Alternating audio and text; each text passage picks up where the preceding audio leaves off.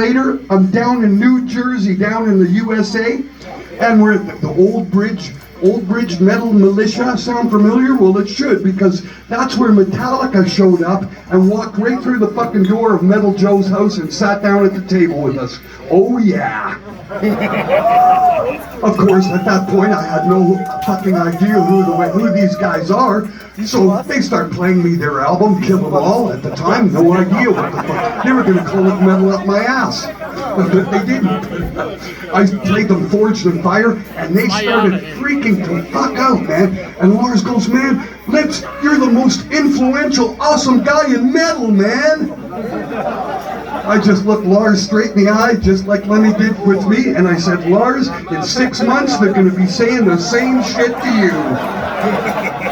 The moral of this story is, it's all about the music.